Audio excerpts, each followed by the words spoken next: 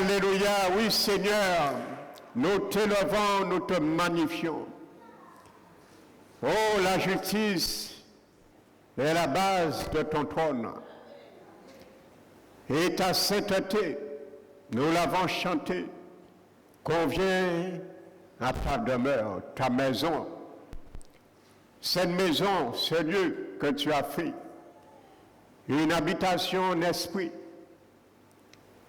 que tu veux nous garder jusqu'au temps de la fin, d'une manière irrépréhensible. Le jour que tu viendras,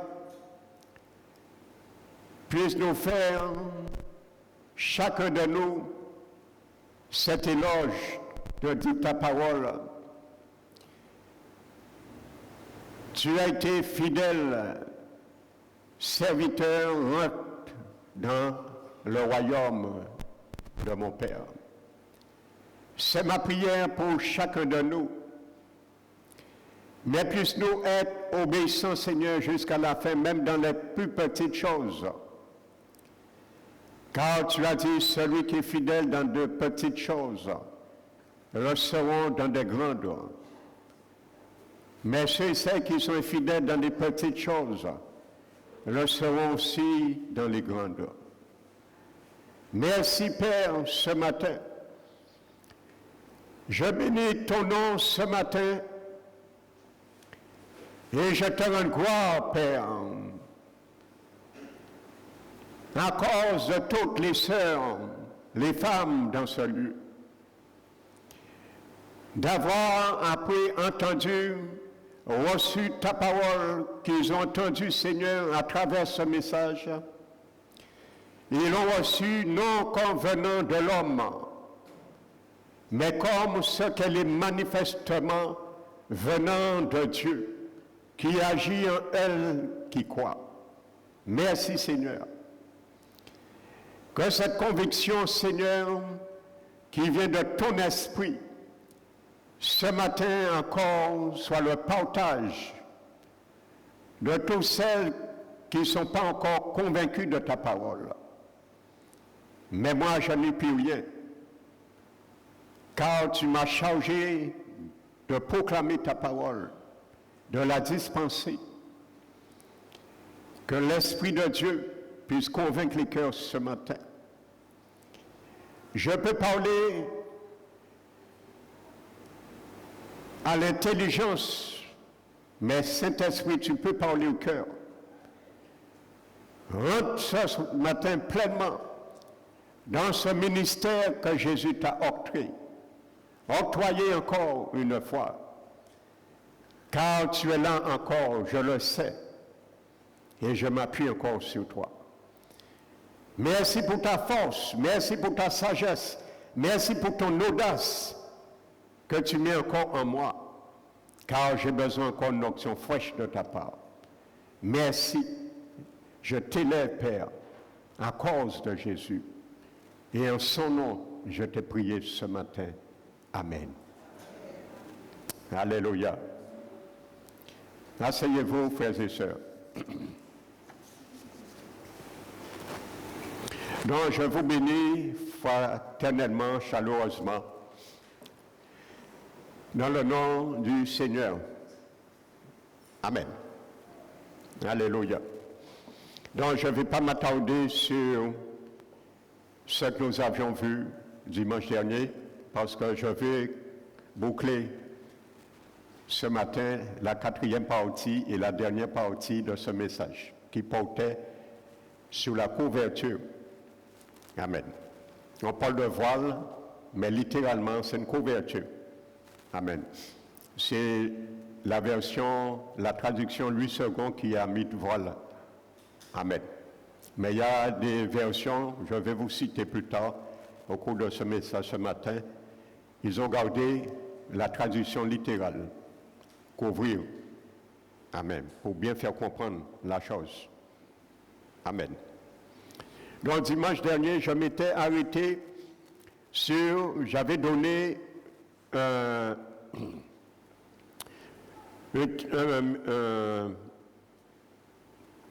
article, j'avais lu un article d'un historien et chroniqueur grec, auteur d'une bibliothèque historique qui s'appelle NDE, et il avait pris l'exemple,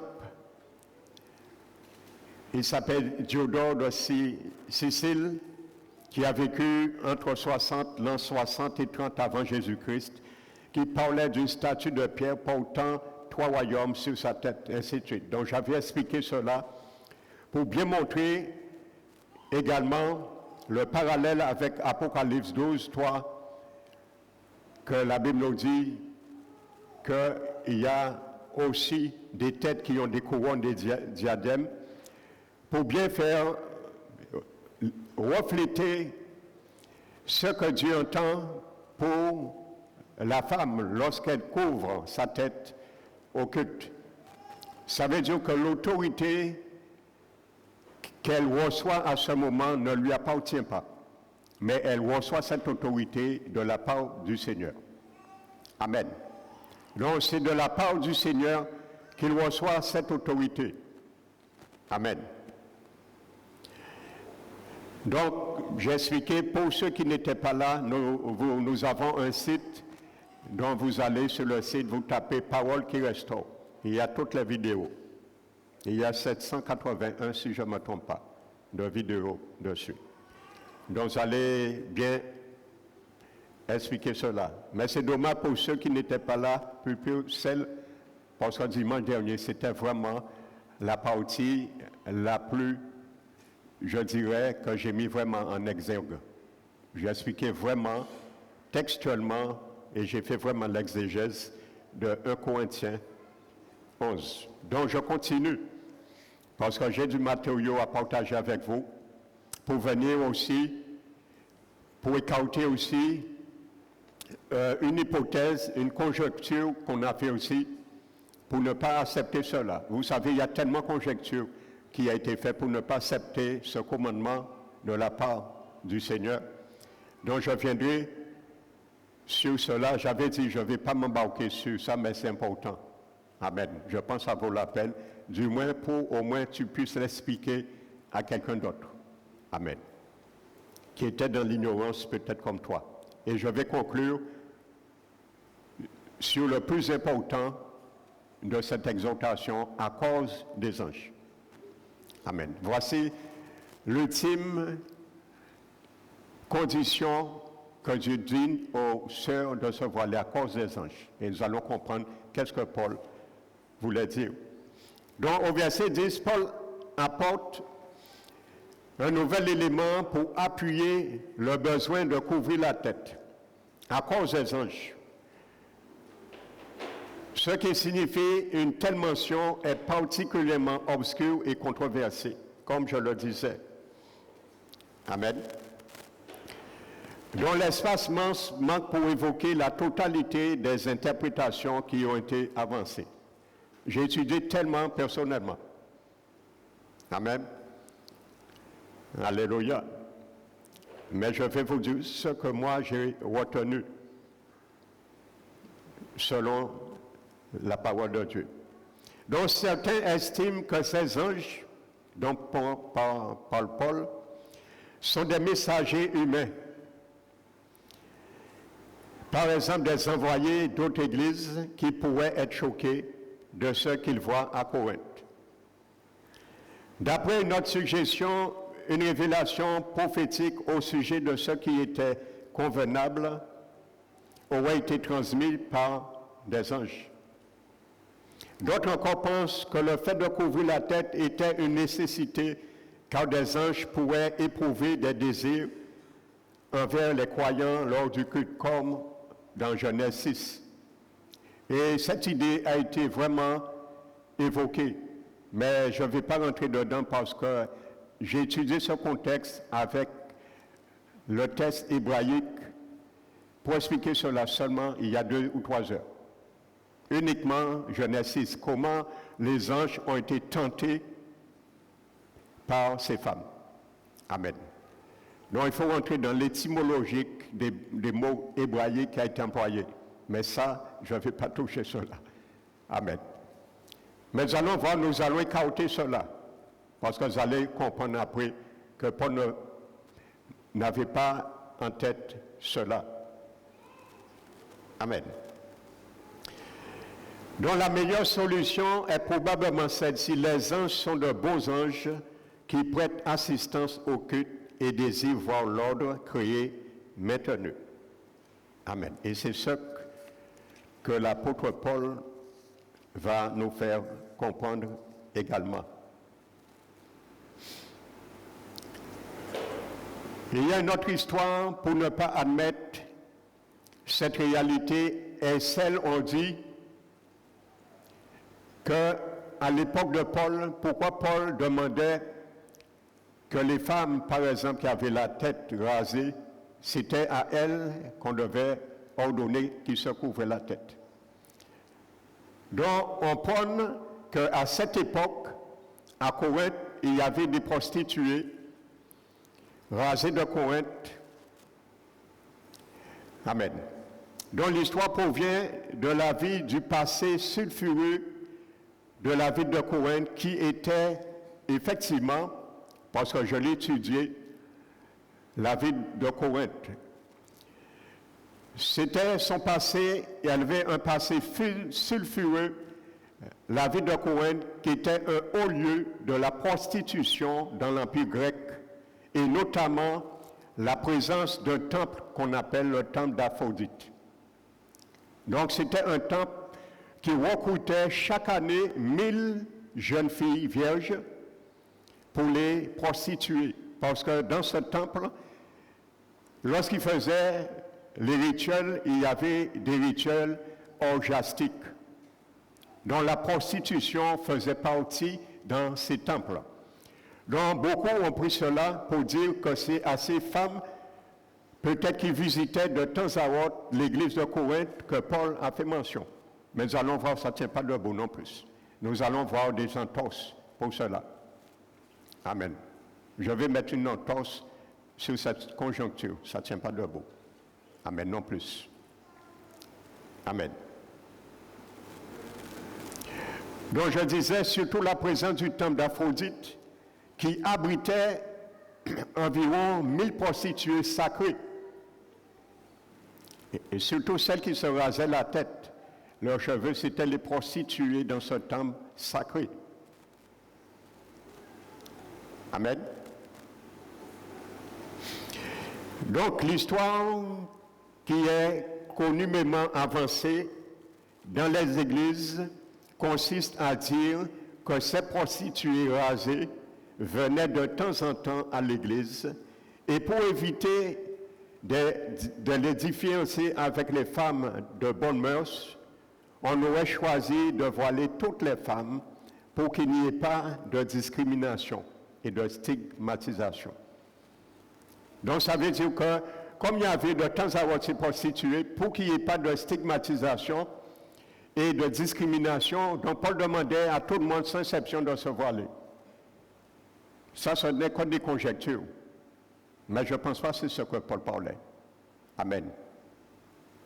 Alléluia. Nous allons venir. Amen. J'aime causer dans le pieu. Alléluia.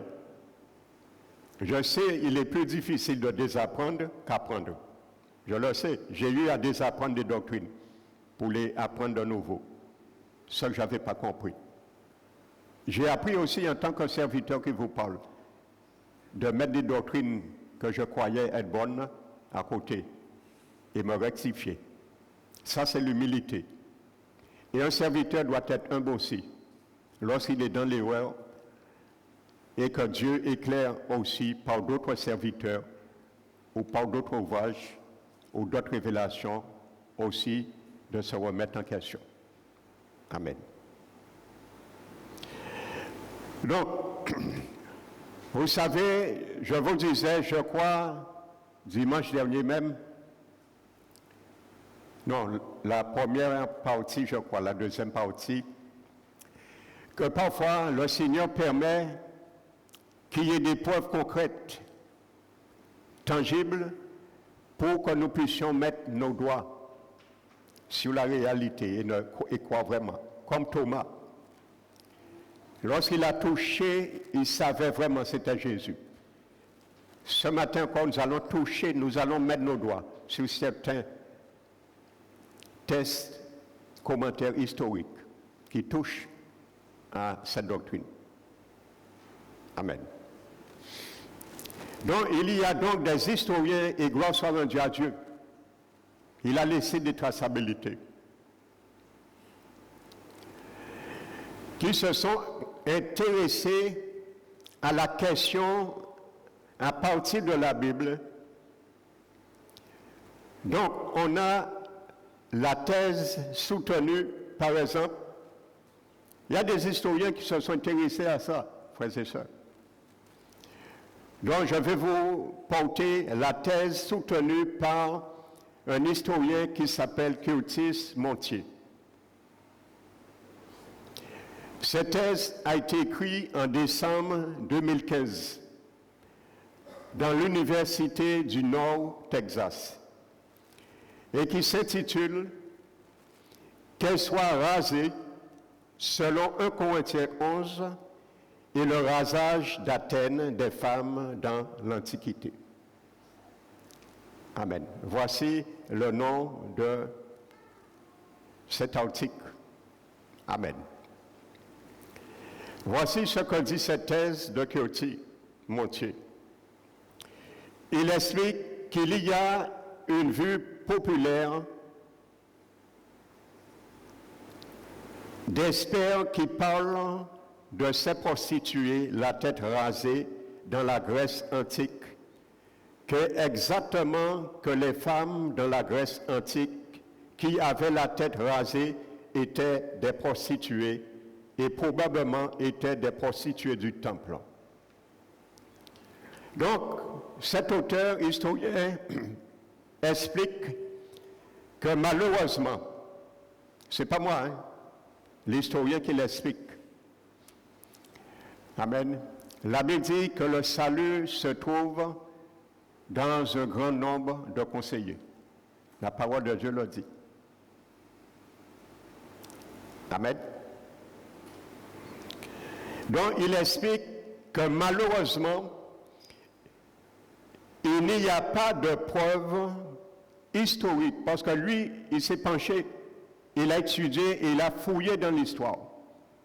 Donc, il sait quand même ce qu'il dit.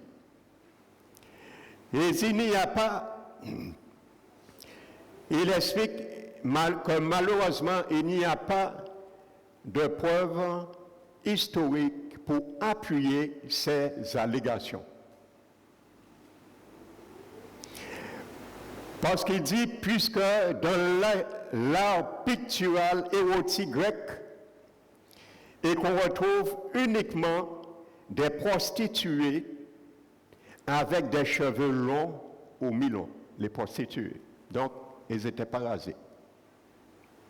Elles avaient de longs cheveux, les prostituées à l'époque. Amen. Ou mi-long. Ou la tête, écoute bien, pour bien montrer, comme il dit, pour mettre à côté cette allégation. Ou la tête couverte, donc bizarrement. Donc elles avaient la tête couverte, les prostituées, à l'époque. Amen. Donc ce n'est pas à eux que Paul s'adressait. Nous allons y venir pas à pas, frères et sœurs. Donc bizarrement, on n'a pas de tests, des traces historiques. Et c'est cet historien Curtis Montier qui le dit. Il dit bizarrement, on n'a pas de traces historiques de ces prostituées rasées. Donc ça met un coup, cette argumentation. Et il n'y a pas de traces. Lui, il a étudié. Les prostituées à l'époque avaient de longs cheveux et ils avaient la tête couverte aussi. Amen. Alléluia. Donc ça amène à douter sérieusement sur la véracité de ces historiens qui disent ces prostituées rasées et en quoi on aurait besoin de les raser. Paul dit que si la femme ne veut pas se couvrir la tête, qu'elle se rase aussi la tête. Donc si les prostituées étaient rasées, on va raser quoi? Ma soeur, si tu es déjà rasé, on rase quoi? Amen. Je vais vous dire pourquoi Paul a dit cela dans le verset 15, je crois. Amen. Parce que Paul savait ce qui se passait. N'oubliez pas, Paul est un grand rabbin. Et il savait ce qui se passait, entre autres, dans le contexte culturel, sociologique. Amen. Bien que ce n'est pas ce qu'il traite, comme on a fait comprendre, c'était des choses culturelles, ainsi de suite. Non. Amen. C'était quelque chose de sacré. Et le but de la prostituée, c'est quand même d'être attractif. Étant rasé, ça enlève toute son attractivité. Une prostituée, c'est bien pour attirer. Si elle se rase la tête, qui m'a dit qui a tiré? Donc ça contredit même cela. Je suis obligé de venir avec vous sur cela. C'est des tests historiques, que vous le sachiez. Parce que je vous ai dit, j'ai pris des années à préparer ce message. J'ai travaillé des années dessus. Et c'est quand le Saint-Esprit m'a dit, allez, je suis allé. Je vous fais un aveu, frères et sœurs. Il y a des choses comme je me garde, je vais le dire aujourd'hui. Quand je viens ici, je sais, je prête sous l'onction, je sais ce que je dis. Vous savez, le Saint-Esprit m'a interpellé pour vraiment que cette Église puisse prendre une autre élan. J'ai été conduit en jeûne pendant plusieurs mois. J'ai arrêté, ça ne fait pas longtemps. Toutes les semaines, je jeûnais du vendredi à dimanche. Vendredi, samedi, dimanche. Pendant plusieurs mois. Je ne dirais pas une année, mais plusieurs mois. Toutes les semaines, les week-ends. Du vendredi au dimanche. 3 jours. Frères et sœurs, il faut le faire. Je l'ai fait pour l'Église, pas pour moi. Et c'est à ce moment j'ai reçu cette flash. S'il y a certains qui croient que ça vient du pasteur Emmanuel, je vous le dis aujourd'hui. C'est là que j'ai reçu le flash que l'Esprit Saint m'a dit, tu vas parler de 2 choses à l'Église, parole qui reste. Premièrement, du maquillage et deuxièmement, du voile. Donc je vous le dis aujourd'hui. Croyez-le ou pas, ça, je vous l'ai dit. Amen. Alléluia. Donc, on continue. Je ferme la parenthèse. Donc, je disais, si on veut faire cette histoire tenir debout, il faudrait dire que dans toutes les églises qu'il fallait pour faire la différence, se couvrir la tête. Donc ça voudrait dire encore, ça vient encore enterrer plus ce, si je peux dire, cette allégation, pour ne pas dire mensonge, des prostituées sacrées comme on prône. Amen. Bon, pour aller plus loin, un autre historien maintenant. La Bible dit qu'un témoignage est confirmé sur la déposition de 2 droits témoins. C'est ça, j'aime prendre plusieurs témoins quand je témoigne quelque chose. Alléluia. Un autre historien qui est professeur et archéologue américain. Il s'appelle David Gill. Il s'est intéressé à la question avec une perspective à la fois historique et biblique. Historique et biblique. Amen. Dans un de ses articles, il écrit « Certains ont compris la nécessité pour les femmes de porter un voile comme venant comme d'un souci de Paul pour qu'on ne les confonde pas avec les prostituées ou les Italiens. Les Italiens, ce sont des prostituées sacrées. On les appelle des Italiens.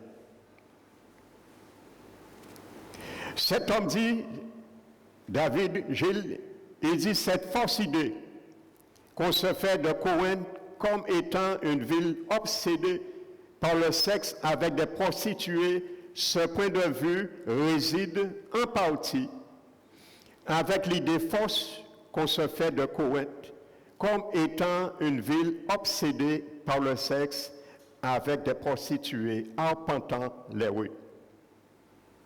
Il dit les 1000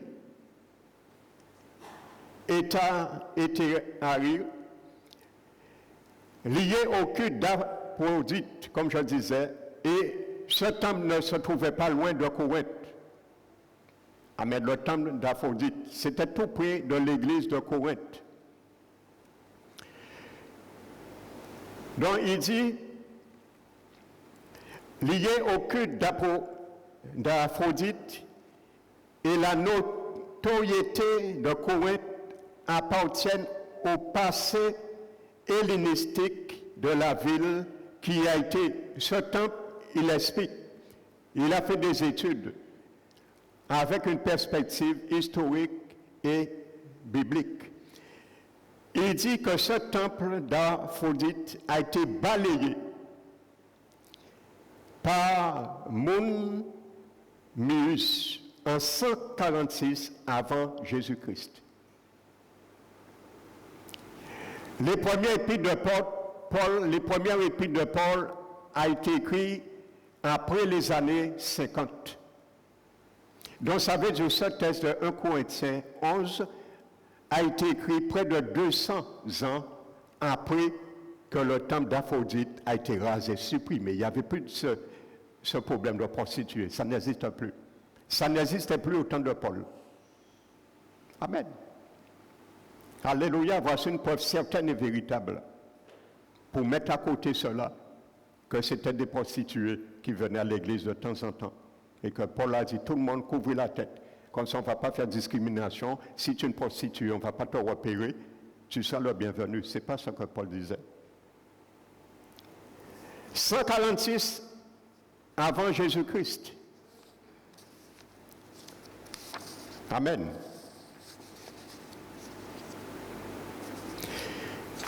Donc, il nous explique que ce temple-là n'existait plus.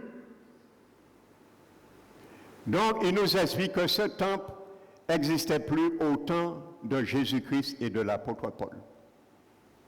Ça n'existait plus.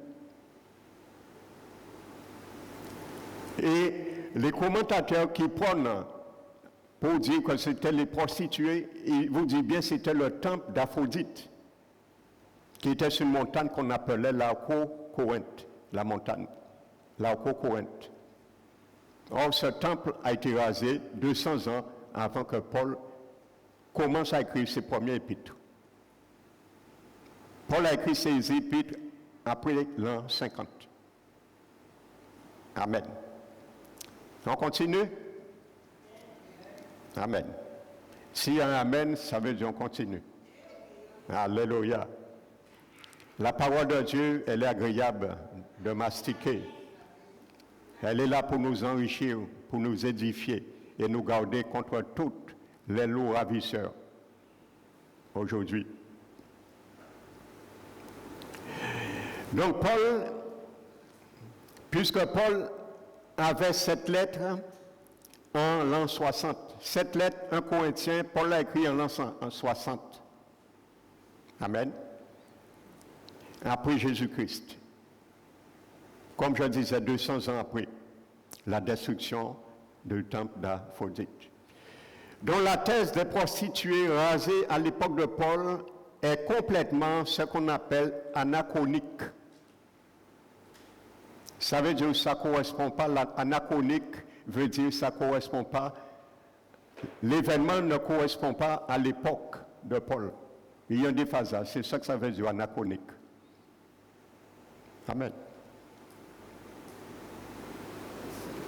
Par rapport à l'époque de Paul, Mais malgré cela, vous savez, je sais qu'est-ce qu'une conviction. J'ai eu des convictions. Et vous savez, une conviction peut vous amener à mourir, hein, dans votre conviction. Hein.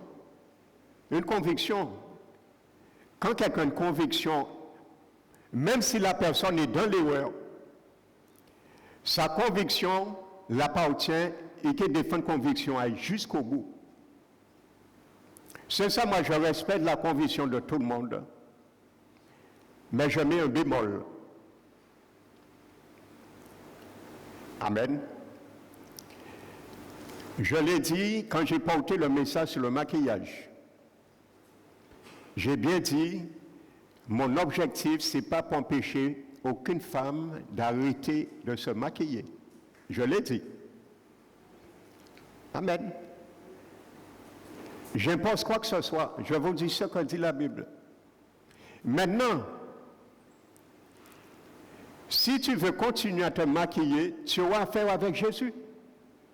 Parce que moi, je te dis ce que Jésus, le regard de Jésus dans la Bible. Maintenant, le voile, c'est pareil, je l'ai dit aussi.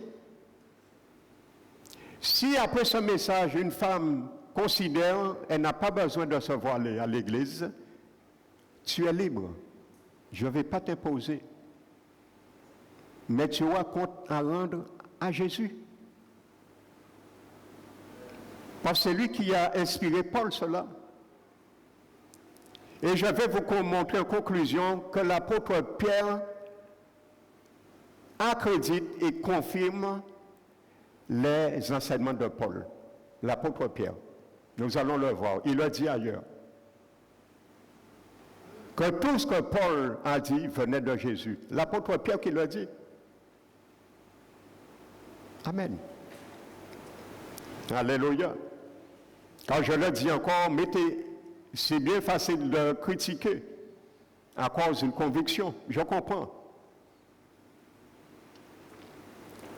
J'avais des convictions, je me suis placé devant Dieu. Et le Seigneur m'a révélé. J'étais obligé de fouler mes fausses conceptions, convictions. Quand c'est écrit dans la Bible, on n'a pas besoin de conviction. Quand ce n'est pas écrit dans la Bible, on a besoin de chercher une conviction, je comprends. Amen.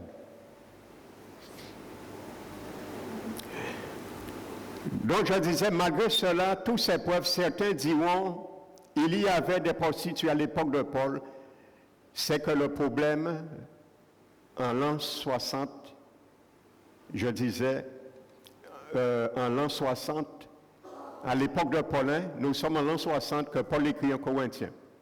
Donc je continue. C'est que le problème maintenant, en l'an 60 où Paul écrit cette lettre, nous sommes sous l'Empire romain. Nous ne sommes pas sous l'Empire grec, nous sommes sous l'Empire romain. Parce que les disciples étaient sous l'Empire romain à l'époque, en l'an 60. C'est que mais il n'y a pas de preuves historiques dans l'Empire romain de prostituées et de rasage de tête. En bien au contraire, dans l'art érotique grec, on retrouve que des représentations de prostituées avec des cheveux longs ou mi-longs, comme je le disais, dans l'art érotique romain également. Amen. La même chose. Paul est dans, comment dirais-je, il est dans le gouvernement romain. Alléluia. Et c'est les mêmes choses qu'on retrouve dans les arts érotiques romaines et grecques. Donc on peut encore tirer cette thèse pour les preuves qu'on aurait mis sur le voile encore. Il y a beaucoup d'historiens qui se sont intéressés à l'origine des femmes rasées dans l'iniquité. On constate quel que soit le théologien, le professeur, j'ai cité de théologie, ou plutôt un autre homme. Donc on constate, quel que soit le théologien, le professeur de théologie, là c'est un professeur de théologie, s'appelle Karl Malnowski,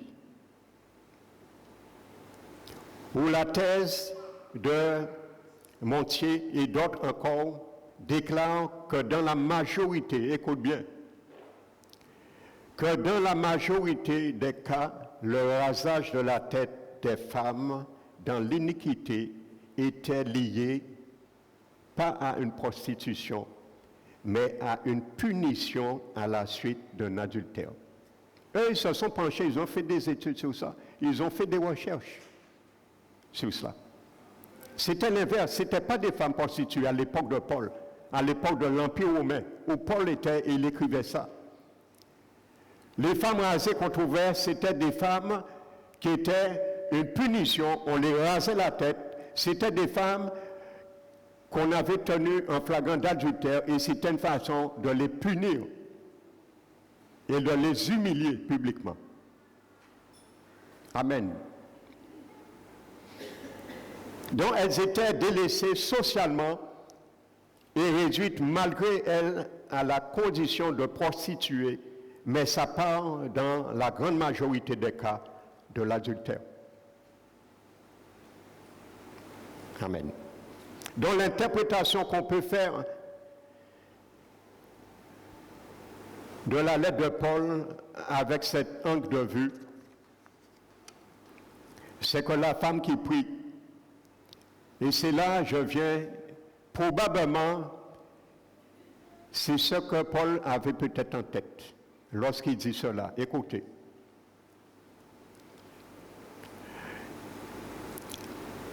C'est que la femme qui prit la tête non voilée, c'est comme si elle était en situation adultère et spirituelle.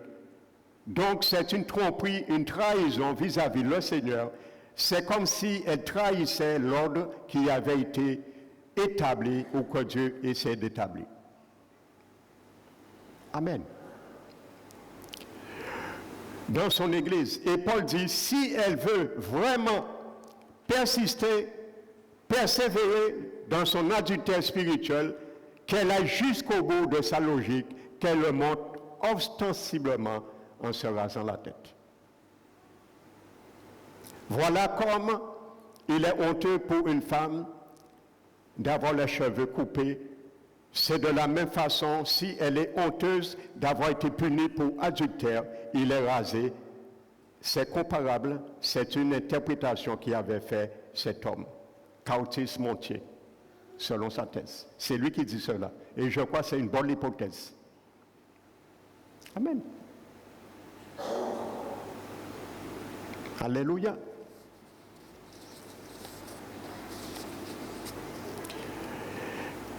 Maintenant, nous allons venir aux anges maintenant. Donc, j'ai essayé de mettre à côté cette hypothèse. Et selon ce que je vous ai dit, ça ne tient pas debout. Amen. C'est anachronique. Le voile qui donne à la femme la liberté de parler, prier, prophétiser, est le signe de leur autorité. Écoutez bien ce que Paul explique. C'est le signe de leur autorité qui vient de Dieu. Amen. D'exercer leur liberté chrétienne en parlant ou en prophétisant, pas de signe de l'autorité de quelqu'un d'autre sur elles, ce que les femmes n'aiment pas entendre. L'autorité qu'elles reçoivent pour prier publiquement et prophétiser publiquement. Alléluia.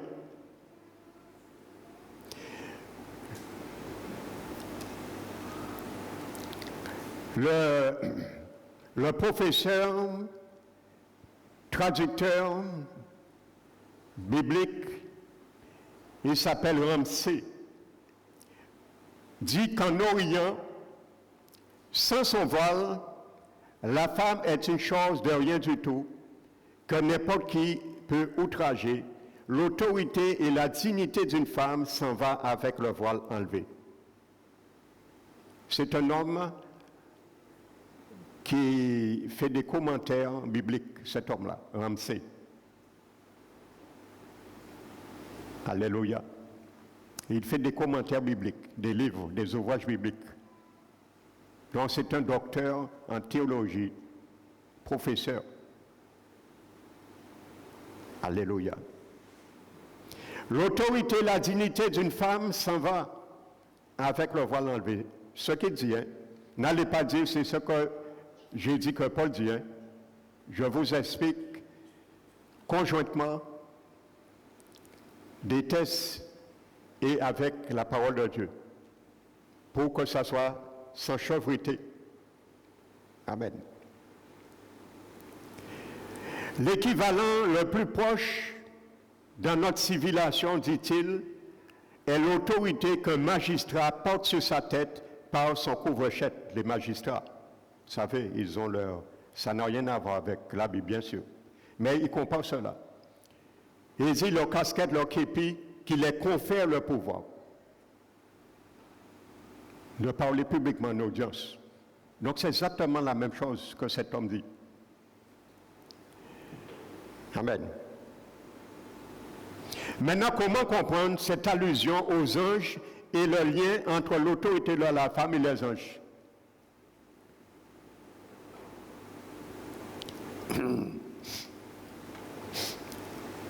Il y a un autre commentateur, il s'appelle Radioov.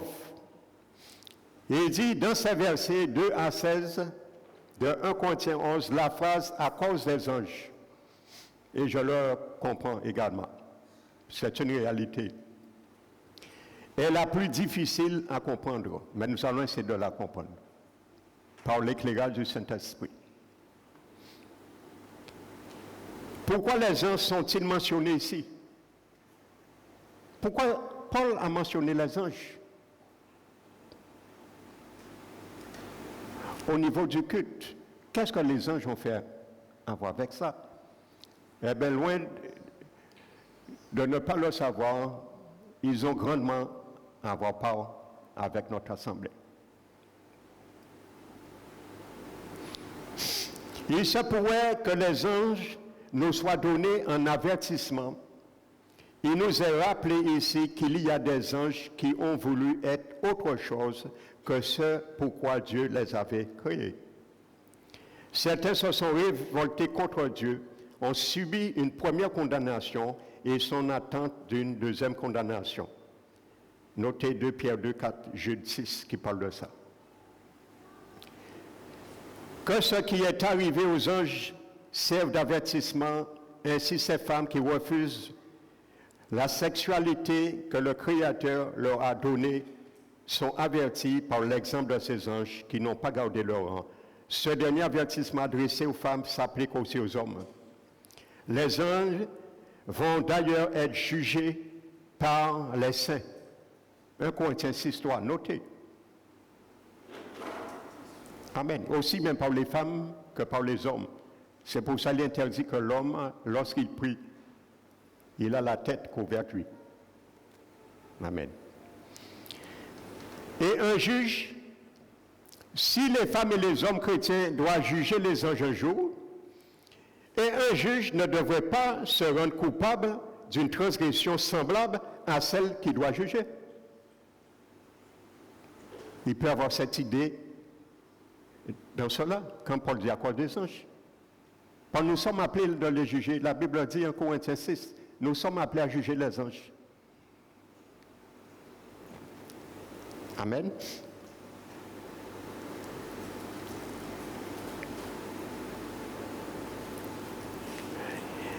Peut-être que les anges sont aussi cités ici, parce que d'après Ésaïe 6, ils se voient la face pour marquer leur subordination. Dans Ésaïe 6, lorsque les séraphins, ils avaient 6 ailes chacun, 2 pour se voiler la face, 2 pour se voiler les pieds et 2 pour voler. Ils criaient « Saint, Saint, Saint est le Seigneur ».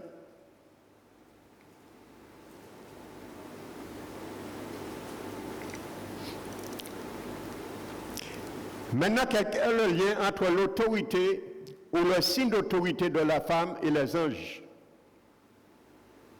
Regardez, nous allons lire 1 Corinthiens 4. 1 Corinthiens 4, verset 9.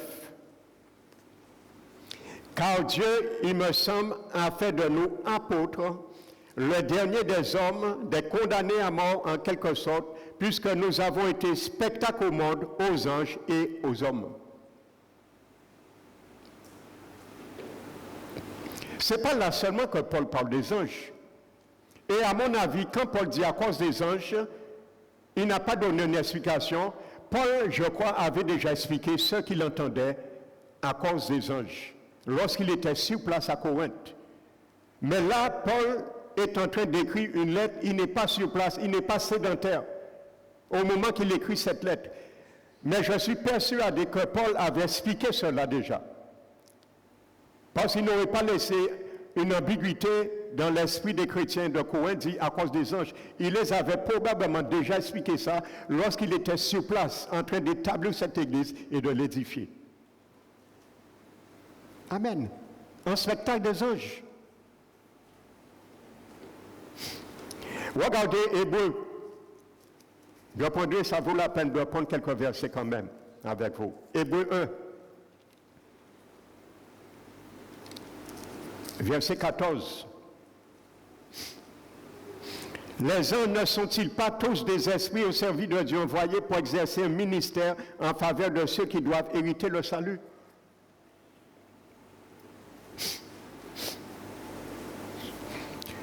Donc on peut penser aux anges qui observent la vie de l'Église, se réjouissent de beau ordre et seraient attristés de voir la femme sortie dans l'ordre créationnel que Paul a expliqué, qui lui a été assigné.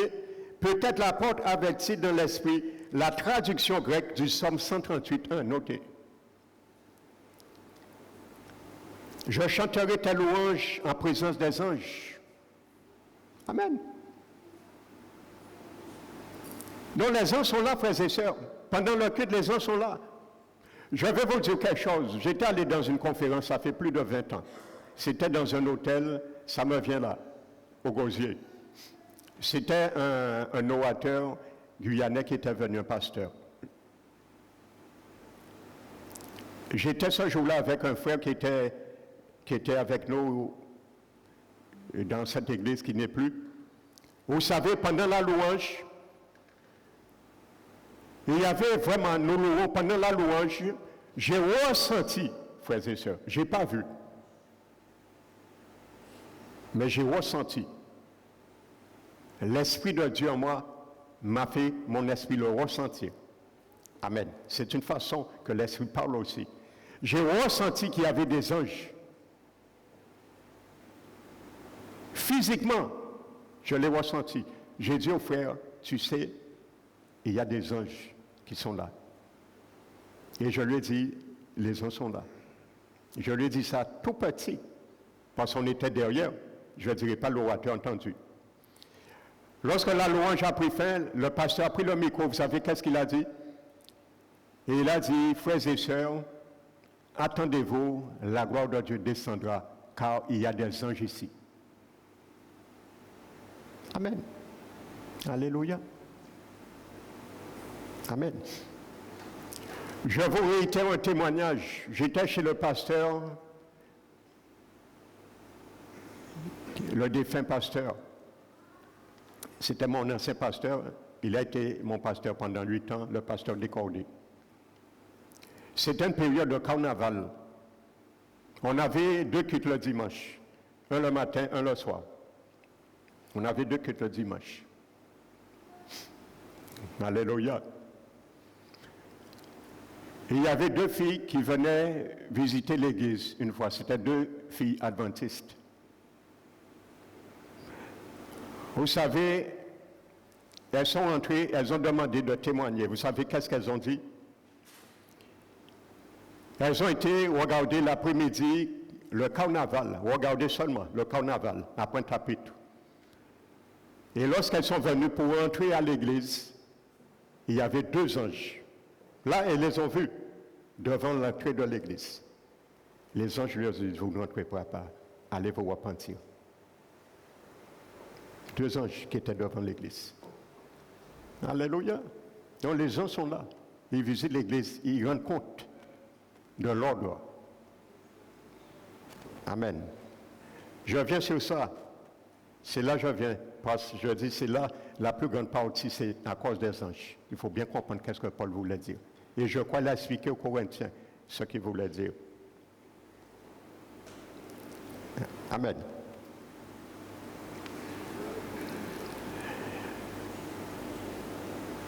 Notez Éphésiens 3:10.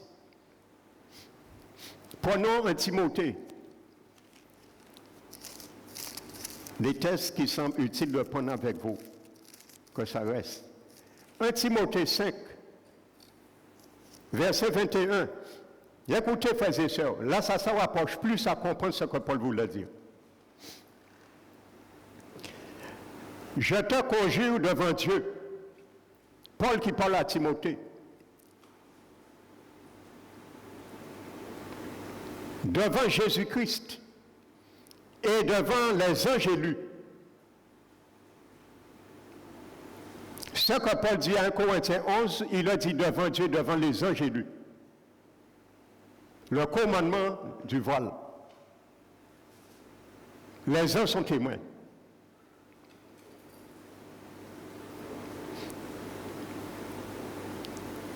D'observer ces choses sans prétention et de rien faire par faveur. Frères et sœurs, si je devais faire faveur, impartialité, je n'aurais jamais porté ces 2 messages. Parce que ça, Dieu me le recommande. Je ne dois pas faire quoi que ce soit par faveur, que ça plaise ou pas. Amen. Quand tu es serviteur, il faut t'attendre à prendre des coups pour le Seigneur et ne pas fuir. On ne fuit pas. Quand l'ennemi se soulève, on reste pour le contrer.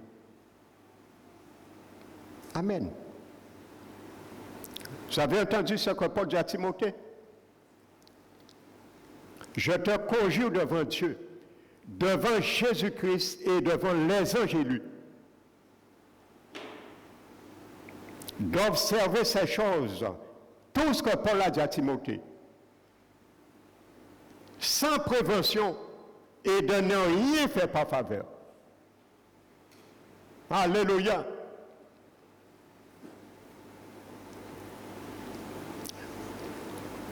Que le Seigneur fasse de moi ce type de serviteur, à rien faire par faveur.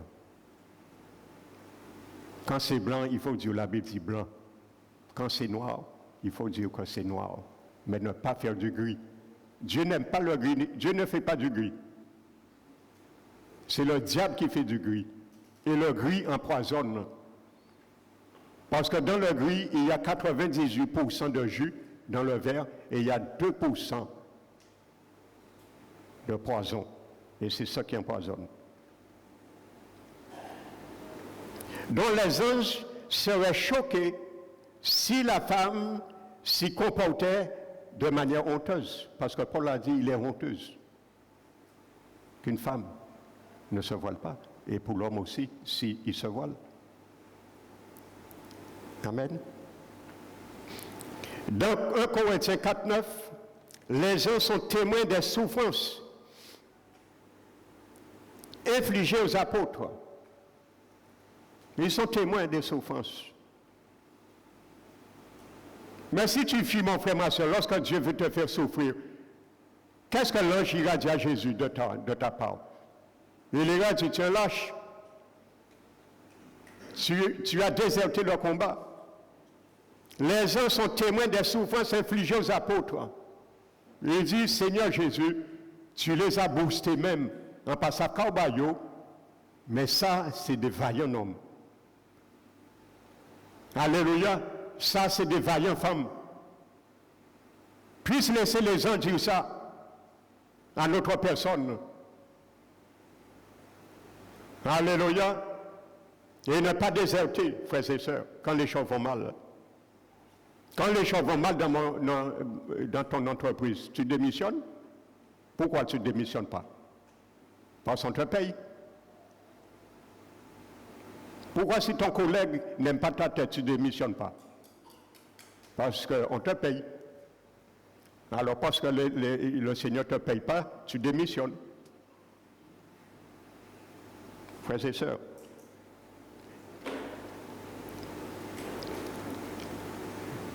On continue. Nous avons vu dans le chapitre 6, 3, ils seront jugés par nous.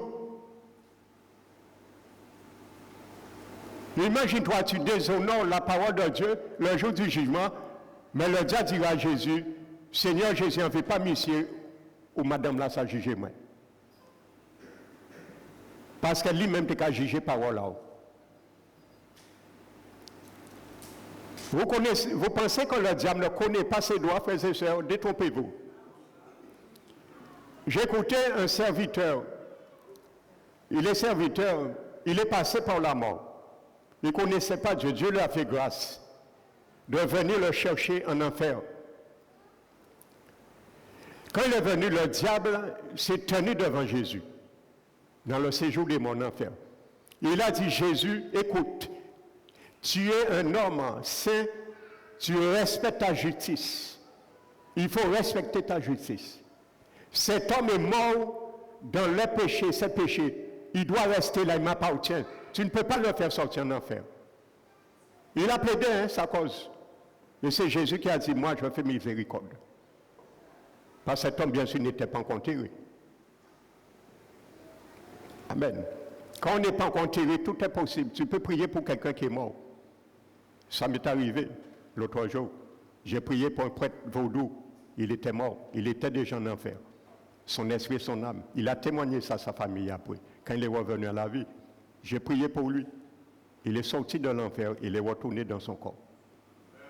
Un prêtre vaudou, haïtien. Amen. Alléluia. Ça, c'est des témoignages de Jésus que j'ai dans ma vie en toute. Amen. Parce que je me suis tenu devant Dieu 3 jours en prière et j'ai plaidé la miséricorde de Dieu pour cet homme que je ne connaissais pas. Amen. Alléluia. Et il a fait grâce à cet homme.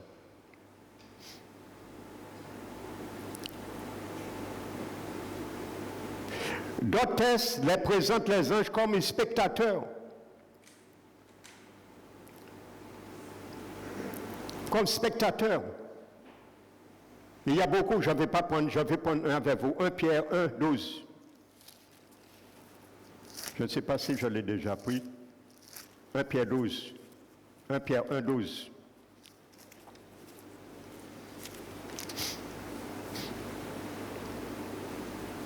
Non. Verset 12, 1 Pierre 1. Il leur fut révélé que ce n'était pas pour eux-mêmes, mais pour vous qu'ils étaient les dispensateurs de ces choses que vous ont annoncé maintenant ceux qui ont prêché l'évangile par le Saint-Esprit envoyé du ciel et dans lesquels les anges désirent plonger leur regard.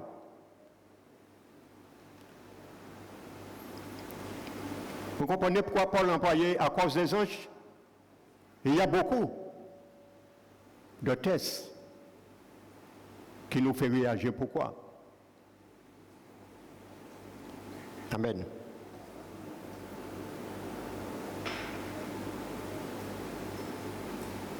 Et je le dis, les Corinthiens ont dû comprendre cette allusion parce qu'ils avaient reçu de Paul un enseignement. Celui-ci ne nous est pas parvenu, bien sûr, sans doute parce qu'il n'a donné lieu à aucune déviation, obligeant l'apôtre à revenir sur la question. Amen. Prenons un Thessalonicien. Quand Paul était sur place, à Thessalonique, il les a expliqué à quel moment l'Église sera enlevée et l'Antichrist viendra. Il les avait dit que vous n'êtes pas destinés à la colère de Dieu, mais il faut que l'Église s'enlève avant que l'Antichrist, ainsi de suite. Quand Paul est parti, il y a des imposteurs qui ont glissé une lettre fausse, mensongère, et ils ont signé que c'est Paul qui a dit ça. Et Paul revient maintenant. Il dit, vous vous rappelez que je vous avais dit dans la première épître, dans la première lettre, et il les rappelle cela. Donc je pense que Paul a déjà expliqué, les Corinthiens, il les avait déjà expliqué quand il était sur place. Il leur dit, vous savez, quand vous êtes au culte, faites attention parce qu'il y a des anges qui sont là, ils viennent, ils visitent et ils rendent compte à Dieu, ainsi de suite. Et quand il vient à cause des anges, les Corinthiens savaient déjà qu'est-ce que Paul disait. Amen.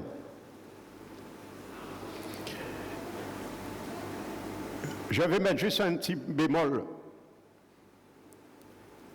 pour le voile et l'autorité que ça donne à la femme de prier et prophétiser publiquement au culte.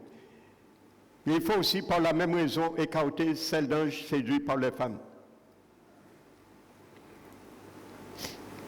Amen. Le mot ange, ça c'est important. Le mot ange avec... Parce que, est-ce qu'il s'agit des anges fidèles ou des anges déchus que Paul parlait là? Nous allons comprendre, nous allons mettre à côté les anges déchus. Pour la simple raison, tout ce que nous avons déjà vu, et voici un détail que je vous donne. D'ailleurs, le mot ange avec un article et sans qualificatif ne s'applique jamais aux anges déchus.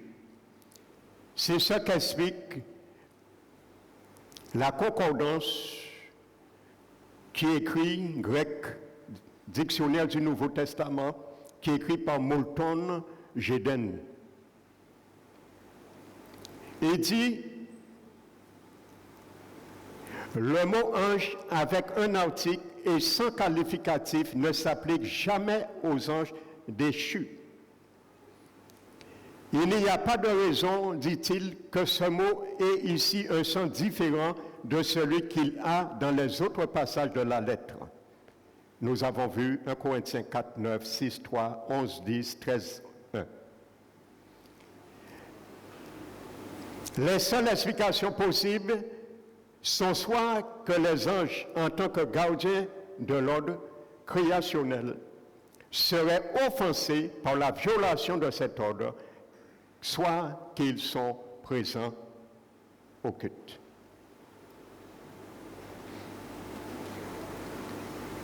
Amen. Nous l'avons vu dans 1 Timothée 5, 21. Il conjure à Timothée. Maintenant, je viens sur des documents retrouvés à Qumran. Vous savez, on a trouvé récemment beaucoup de recueillements qui correspondent à la Bible, à la grotte de Qumran, en Égypte. D'après les documents de Qumran, sur ce document, je vous avais lu un jour un article d'un document découvert dans cette grotte à Qumran qui s'appelle le rouleau de Melchisédek et qui disait dans ce rouleau que Jésus-Christ est vraiment la deuxième personne de la Sainte Trinité. Amen. Donc, d'après les documents de Qumran, les anges étaient considérés comme présents au rassemblement sacré. Ce sont des textes qu'on a retrouvés à Qumran, une grotte, frères et sœurs, des Juifs. Et il dit que les anges étaient considérés comme présents au rassemblement sacré. Dans le rouleau de guerre, ça s'appelle colonne 7, ceux qui partent pour la guerre doivent être rituellement purs car les anges les accompagnaient. Le rouleau qu'ils ont trouvé à Qumran. Dans le rouleau de la congrégation, toujours dans ces fouilles, ces découvertes, ceux qui sont physiquement impurs sont exclus des assemblées de la congrégation à cause de la présence des anges. Paul savait ce qu'il disait à cause des anges, frères et sœurs. Même des textes extra-bibliques parlent de ça.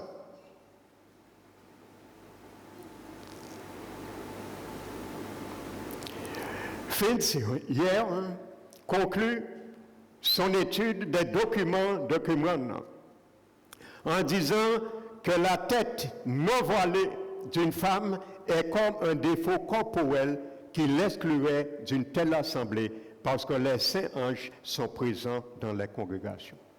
L'auteur qui dit ça, pas il dit c'est pasteur Emmanuel qui dit ça. Je vous dis ce que l'auteur qui a écrit cet article dit. Amen. Alléluia. Parfois, il faut enfoncer le doigt dans la plaie pour que ça fasse mal, pour qu'on puisse comprendre. Parce que parfois, on est dur à comprendre. Donc, il faut enfoncer la plaie, le doigt dans la plaie pour montrer que ça fait mal. Notre conception et la parole de Dieu, c'est deux choses différentes. Couvrir sa tête pendant la prière, la prophétie indiquait la position élevée de la femme et son autorité au-dessus des anges. C'est ce qu'a été le commentateur Jan Hus.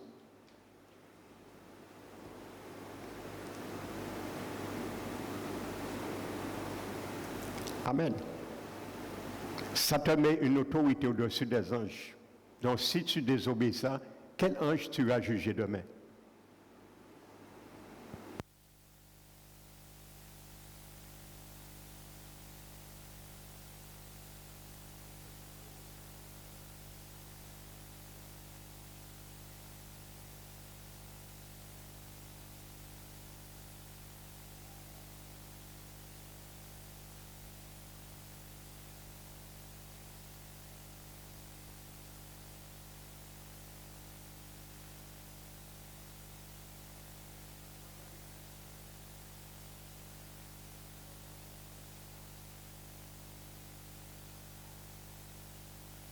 Alléluia.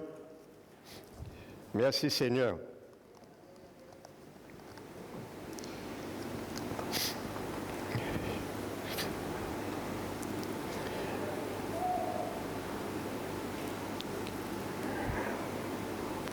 Donc j'essaie de passer sur certains détails.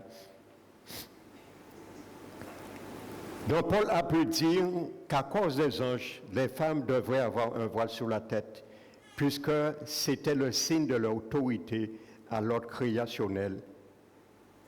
Amen. Dans les chapitres 8 à 14, Paul utilise 5 fois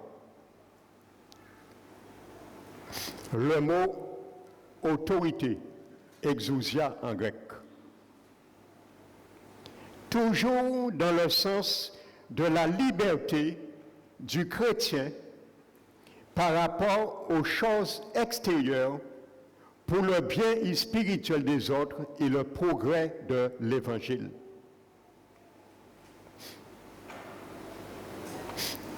Amen. Il démontre que le nom exousia, suivi comme dans 1 Corinthiens 11:10 par épi, en grec qui veut dire sur, et accompagné du verbe avoir. Je vous donne certains, notez, je vais vite. Luc 9:1, Apocalypse 11:6, Apocalypse 14:18, 16:9 et 20:6. Ou avec donner ou être a toujours le sens actif, posséder un pouvoir. Donc c'est toujours l'autorité que quelqu'un exerce et qui lui est propre. Amen.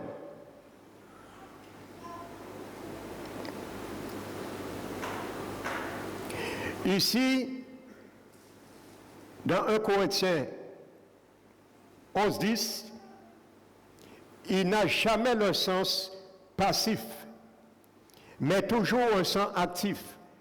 Ça veut dire le sens passif, on subit une action. Mais le sens actif, on fait l'action. Donc c'est ça que les sœurs, comprenez cela. C'est quelque chose qui vous donne à accomplir l'action. Amen.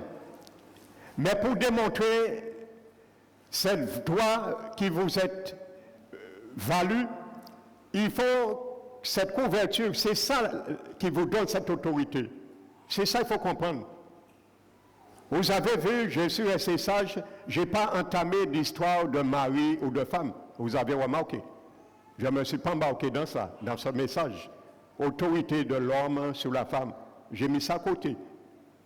Amen. Alléluia. Parce que ce n'est pas ça qui va faire la femme, mettre ou ne pas mettre le voile. Je reste sur le contexte spirituel, créationnel et à cause des anges. C'est ça qui nous importe. L'autorité, c'est Christ. Parce qu'il n'y a pas que des femmes mariées. Si tu n'as pas de mari qui n'est pas dans l'église, dans l'autorité que tu dépends, c'est Jésus. Parce qu'il est le chef de tout homme et de toute femme. Je vous l'ai dit, Gouné. Cherchez-le. Gouné. Ça s'écrit G-Y-N-E. Il se prononce en grec Gouné. Et il s'écrit Guin. Vous allez voir si je vous mens. Cherchez dans un dictionnaire grec.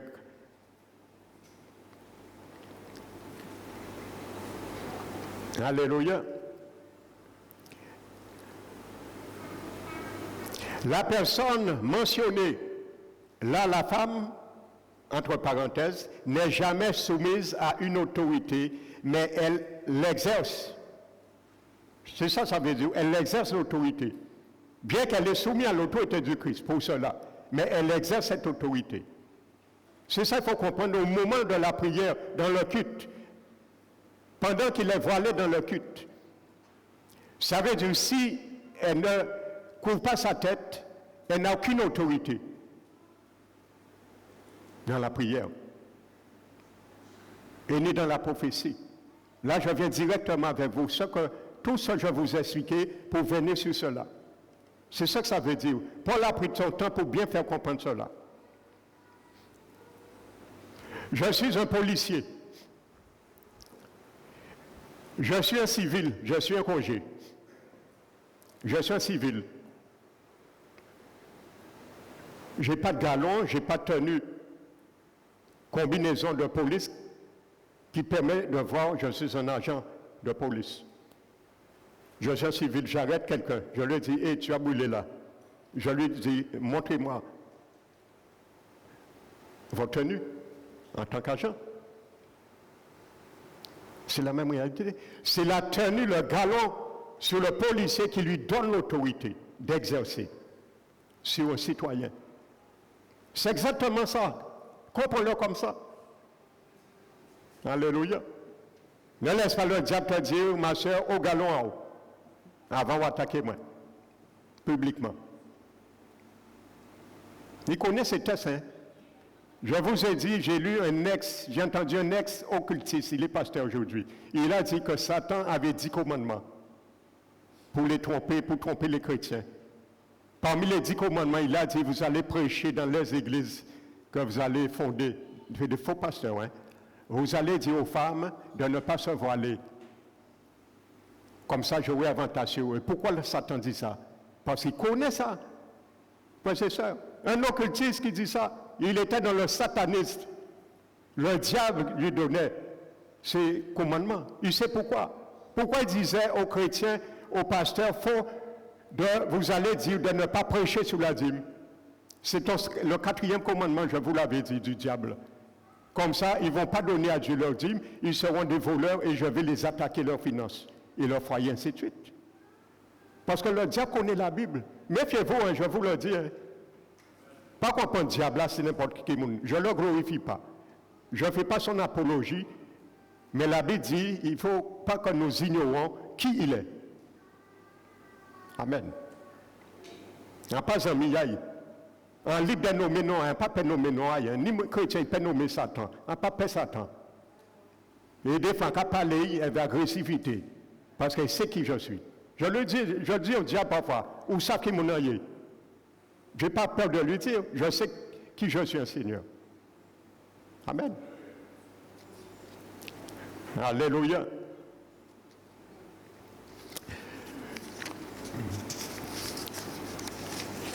Donc là, je vais faire une synthèse maintenant. Et je vais aller vite. C'est une synthèse de tout ce qu'on a vu. Et je vais venir en conclusion sur Pierre qui va donner allégance à tous les enseignements, les écrits de Paul. Nous avons vu, lorsque nous lisons, essayons de comprendre ce que Paul veut dire, nous devons tenir compte du contexte. Il souligne l'importance qu'il accorde à ce que ces instructions soient observées, verset 2. Il signale la nécessité d'une certaine connaissance, verset 3.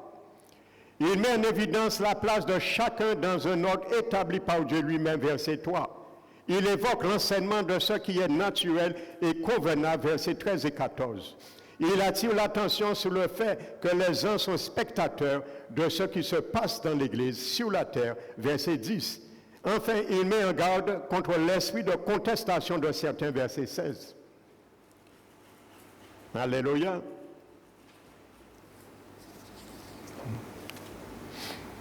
L'apôtre nous dit ici, le verset 10, que la pratique du voile est requise à cause des anges. Je viens de m'étendre beaucoup avec vous. Il n'est pas nécessaire de chercher à comprendre ce que signifie ce verset, ni en saisir pleinement le sens pour reconnaître qu'il indique la raison du voile.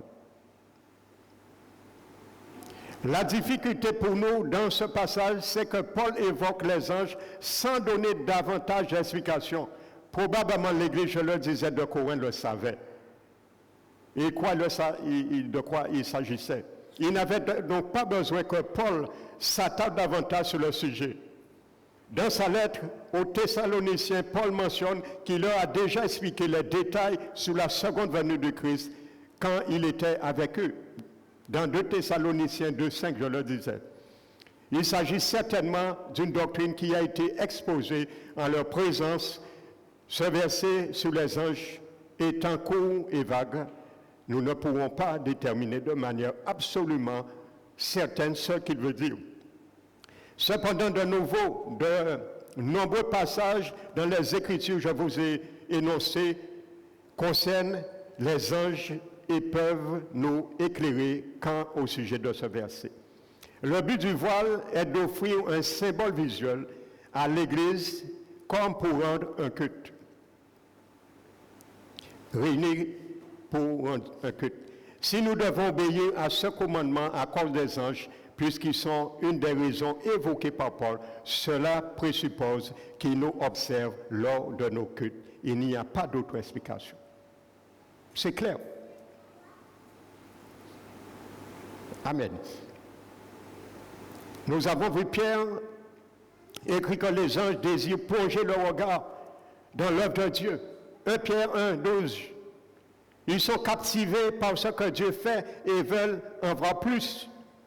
Leur permettre de nous regarder lorsque nous lui rendons un culte pourrait être une façon de satisfaire leur désir. Nous avons vu Job 38. Je célébrais ton nom au milieu de la louange. Nous avons vu les gens sont impliqués dans nos prières. Chapitre 8, versets 3 à 4. Regardez ce que Jésus a dit, Matthieu 18, 10, note. Lorsque l'enfant est outragé, Dieu ne nous dit pas simplement que je le sais. Il précise, Jésus a précisé que ces anges viennent paraître devant lui. Donc on peut supposer qu'un ange viendrait faire un rapport de ce qui est arrivé. Quand Paul quitte Timothée, il ne manque pas de lui rappeler que les instructions, nous l'avons vu, 1 Timothée 5, 21, qui lui a été commandé en présence des anges élus.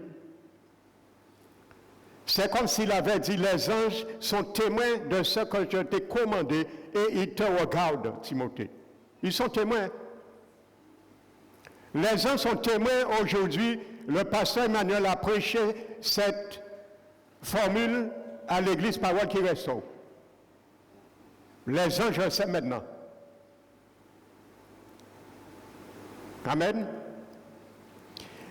avoir ce type d'avertissement, d'avoir que nous sommes regardés et tenus pour responsables, doit nous motiver à faire nos efforts maximum pour être dans l'obéissance.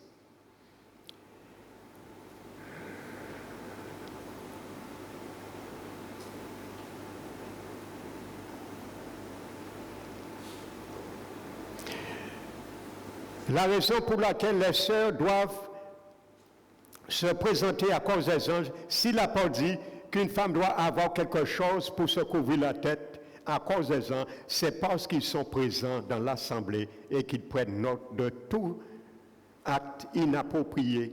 Dès lors, tout doit être conduit avec décence et ordre en présence des esprits angéliques.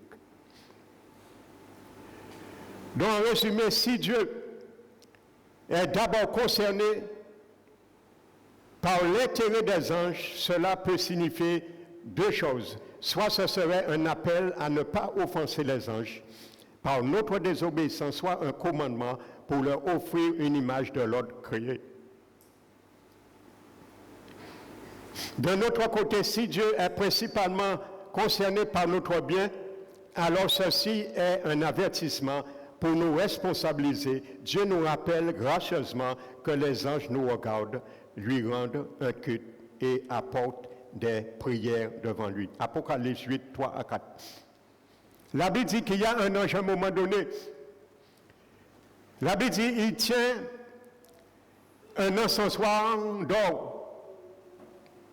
On lui donne beaucoup de parfums, mêlés avec les prières des saints. Amen. Et il allume ce encensoir, la fumée du parfum monte avec la prière des saints, en présence de l'ange. Vous voyez, prière. L'ange va voir si nos prières montent comme l'encens ou pas.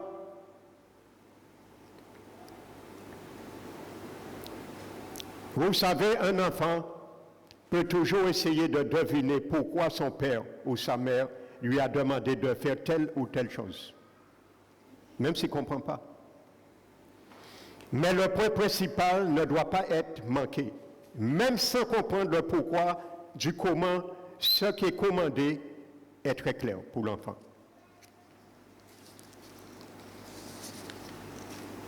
Alléluia.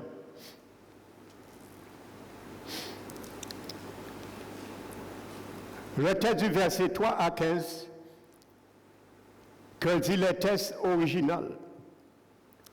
Dans le texte original, les versets 5, 6, 7 et 13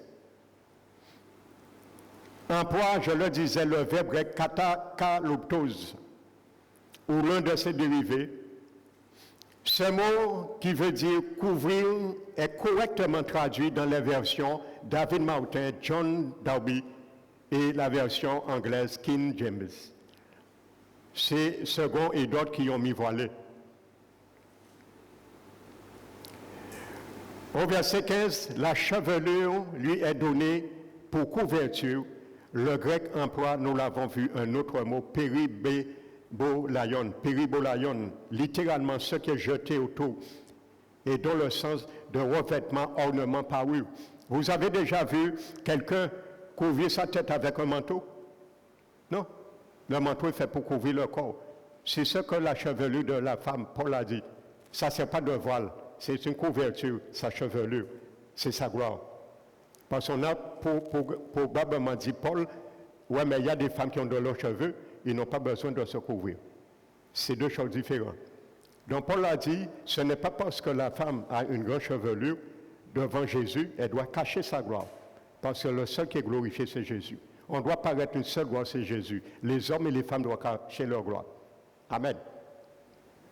Alléluia, parce que l'homme est la gloire de Dieu et la femme est la gloire de l'homme.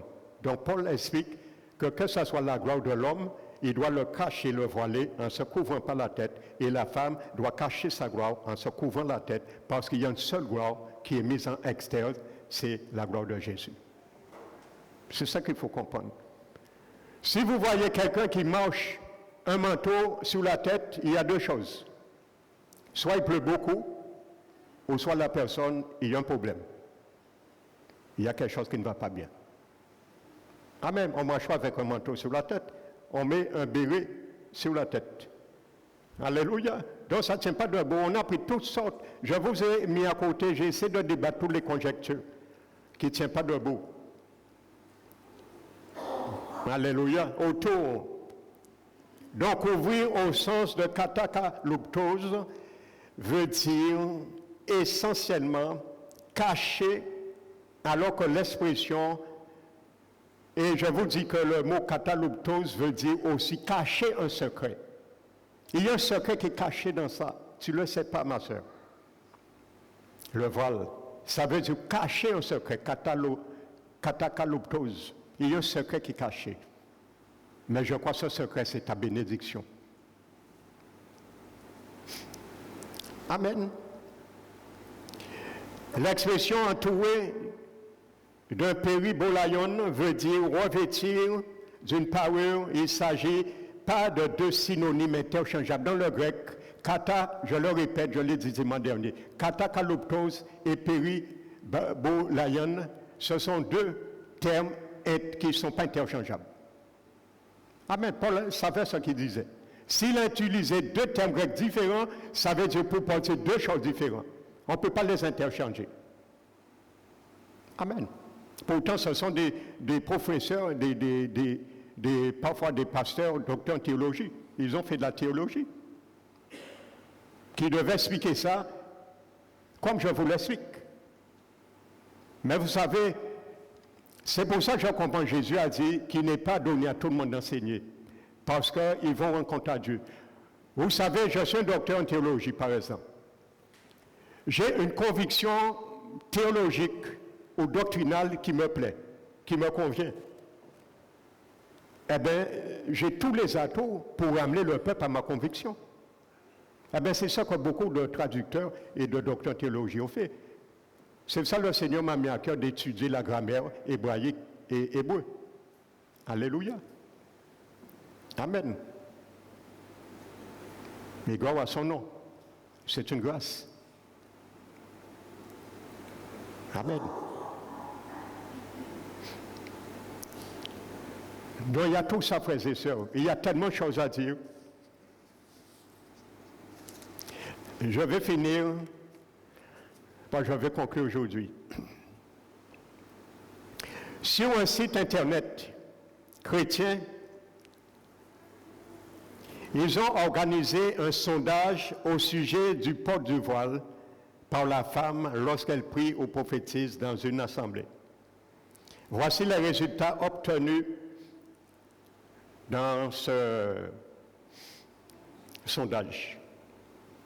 Ce n'est pas électoral, hein? Je vous donne les pourcentages de ce sondage. 33% des visiteurs qui ont voté considèrent que c'est là une question de conviction. Vous voyez, il y a beaucoup quand même, hein, 33% de conviction. Donc, vous voyez, la conviction est quand même parle fort. Mais la parole doit parler plus fort que toute conviction. Nous sommes d'accord. 30% d'entre eux y voient un acte d'obéissance honorable. Et moi, c'est ça que je vois. Je me serais inséré là, moi, si j'étais dans ce sondage. 13% pensent que c'est tout simplement inutile. Après tout ce que vous avez appris, ne dites pas c'est inutile.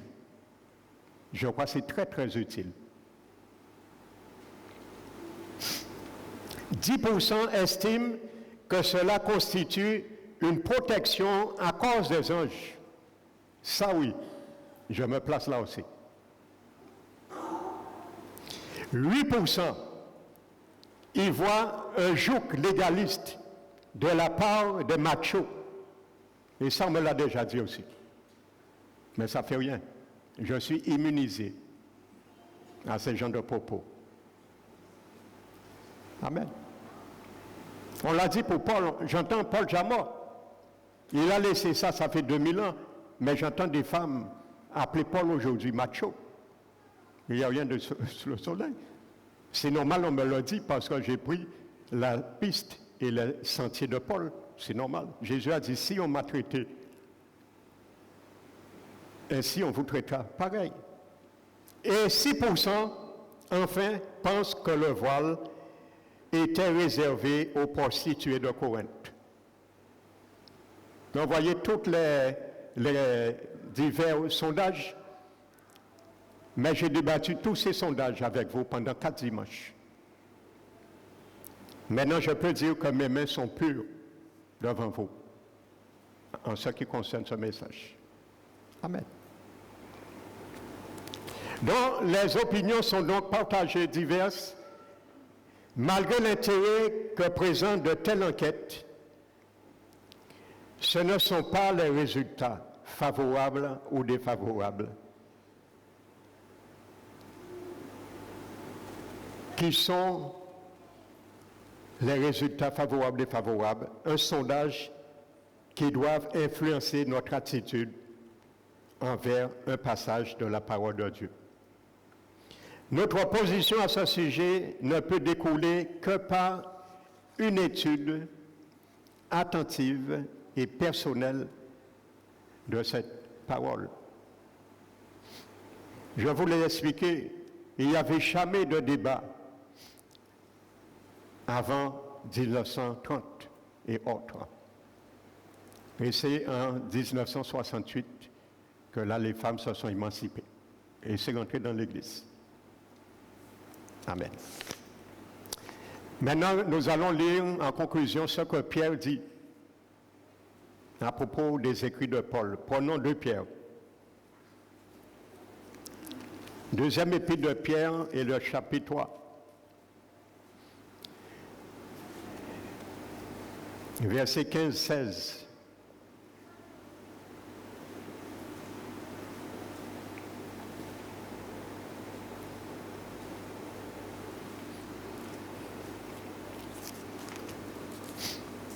Croyez que la patience de notre Seigneur et votre salut,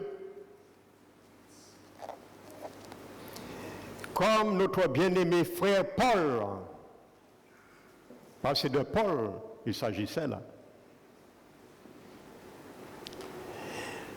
comme notre bien-aimé frère Paul vous l'a aussi écrit, selon la sagesse qui lui a été donnée. C'est ce qu'il fait dans toutes les lettres, y compris en Corinthiens 11. Pierre qui parle là, il accrédite tous les écrits de Paul, y compris 1 Corinthiens 11. C'est ce qu'il fait, l'apôtre Paul, dans toutes les lettres, où il parle de ces choses, dans lesquelles il y a des points difficiles à comprendre. Et combien je vous ai démontré, trier des points difficiles dans 1 Corinthiens 11. Pierre savait ce qu'il disait. Amen. Dont les personnes ignorantes et mal affermies tordent le sens, comme celui des autres Écritures pour leur propre ruine. Ma sœur, de tout cœur, avec amour du Seigneur, je te parle ce matin en conclusion. Tout ce que tu as entendu ne tord pas le sens de ces Écritures. Il est marqué pour leur propre ruine. Amen. Qu'il soit ainsi pour toi, ma sœur. Maintenant, si tu veux porter ton voile, porte-le. Si tu ne veux pas porter ton voile, ne le porte pas. Je le répète, le pasteur Emmanuel n'a jamais été un dictateur. J'ai toujours respecté votre liberté. Mais Paul dit de ne pas faire de cette liberté du Christ de vivre n'importe comment. Une dissolution de vivre dans le péché et dans la désobéissance. C'est ma conclusion. Maintenant, c'est toi qui vois et qui décides pour toi. Alléluia. On ne va pas t'interdire de prier. Mais tu sais les conséquences,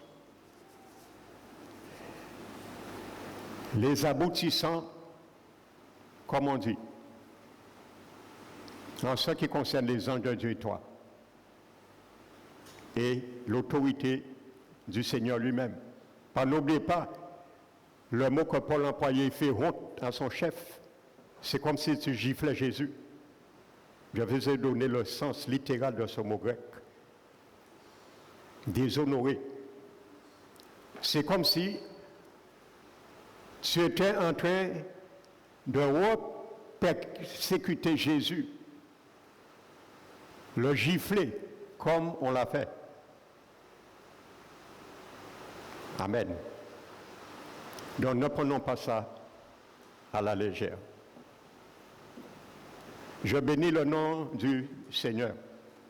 Nous allons bénir notre Seigneur maintenant en apportant ce que nous avions mis à part pour lui.